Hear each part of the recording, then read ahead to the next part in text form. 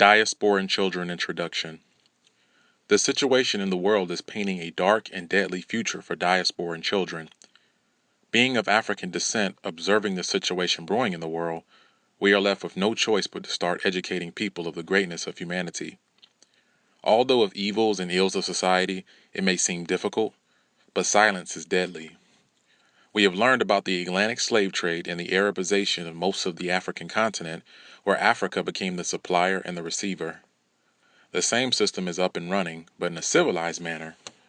Therefore, we will be introducing a page where we will narrate stories of greatness, wisdom, knowledge, and understanding. We would also like to engage in discussions in forums, for no one knows it all. Our first story will deal with knowledge and faith. Please join us on a weekly basis and let's reason together. Only God can be the judge. The story of Chief Jilamang.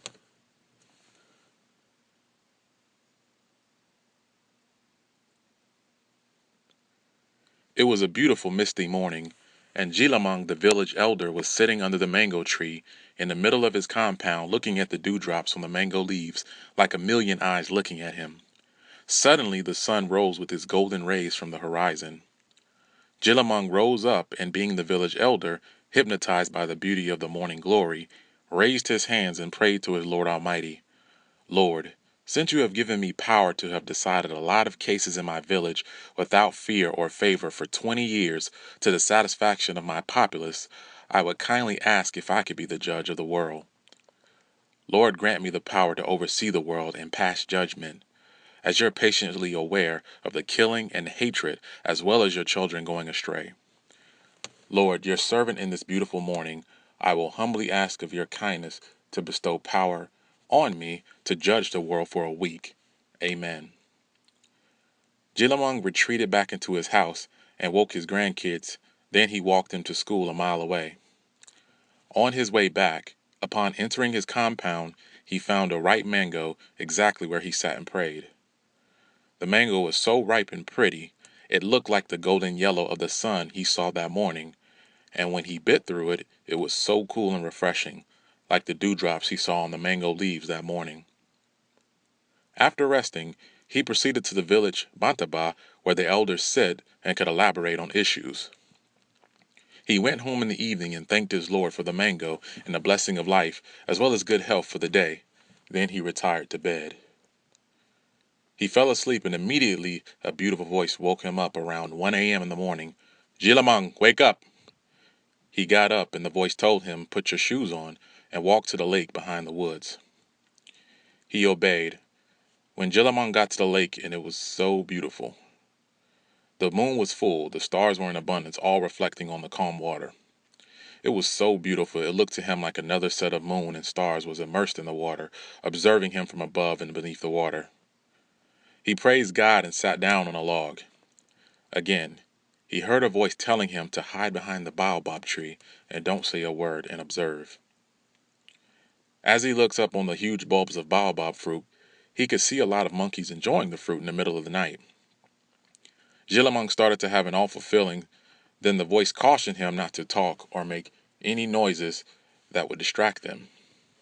He knelt down in obedience and prayer posture, and suddenly he heard a horse galloping in the distance toward the lake. He looked up, and it was Jarga the cobbler on his horse with a huge leather bag. He wanted to say hello and inquire to him, why so late to come to the lake? But the voice again cautioned him to quietly observe. Jarga sat his bag at the water's edge, took a swim, and the horse drank out of the fresh water. And then Jarga forgot his big leather bag at the water's edge, and again Jilamang was cautioned to observe. The monkeys that were eating the fruit came down and ran towards the bag that Jarga left. They knocked the bag down, which was full of gold coins. The monkeys didn't know what the shiny objects were, and they started dipping in the bag and throwing most of it into the lake, as if the shiny gold coins were heaters. Then the monkey started rushing back up the baobab tree with coins scattered everywhere and some into the lake. When he looked up, he saw Biram, the blind man, walking toward the lake. Jilamang was again cautioned to observe. Biram took a swim, and since he's blind, he couldn't see the shiny objects, so he put on his clothes and then left. Jilamang sat there in amazement with his face in his hands, getting sleepy. He looks up again, and there was Kumba, the humble old lady who has lost all her family in a house fire and was living as birds do honestly. Kumba saw the gold coins in the leather, and she picked a few pieces on the bank and filled up her water jug and left. Jilamang wanted to tell Kumba not to steal the coins, but he was cautioned again to observe. As Kumba left, Jilamang heard galloping again, and it was Jarga the cobbler, who had left the bag of gold, dragging Biram the blind man by the neck. Jarga looked around where he left his bag, and it was gone. He started beating on Biram the blind man, thinking that he stole his gold. Biram cried and said, "Jarga, I can't see. I don't know what gold looks like." Jarga chopped his head off because he thought Biram was the only one that came after him, for he saw him walking toward the lake when he was leaving. Jilamang jumped up and wanted to intervene, but again he was cautioned to observe. Jilamang then looked up in the heavens and prayed, "Lord, I bear witness to this evil act, and Lord Kumba is not a thief. She's God-fearing, I know it. You stopped this voice from cautioning me. Kumba has the gold, and I know she will return it to Jarga, but Biram has lost his life in this manner. Please let me intervene." The voice then asked Jilamang, "How would you render judgment in this situation?"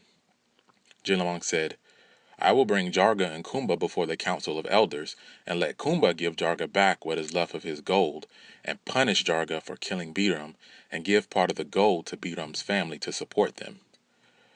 I will send Jarga away for life and give the rest of gold left to his family for support." The voice came back and said, "Jilamang, Jilamang, you have rendered a humane judgment, but what happened at the lake was justice being served. Listen carefully. Kumba's grandfather was a wealthy and honest businessman who left a lot of gold for his family, but he never gave to the poor in any form of charity. That's why the monkeys threw what should have been given as charity inside the lake. Jarga's family were cobblers who made leather products for Kumba's family, but they stole Kumba's grandfather's gold, and that's why I decided to give back, minus the charity over which went into the lake and will be collected in due course by your great-grandchildren. Biram's ancestors killed Jarga's ancestor on a ritual against cobblers that was satanic, so in turn judgment was passed on Biram's family through Biram. Now do you still want to judge the world?" "No, great God, for I know only what I see, and you know what I couldn't see or witness." "Thank you, Jilamang. Only God knows. So your judgments are limited to observation and the hypocrisy of the world. Only God knows. Please don't judge. Observe and pray." Comment, like, subscribe. We'll be back with another enlightening subject, for education is key.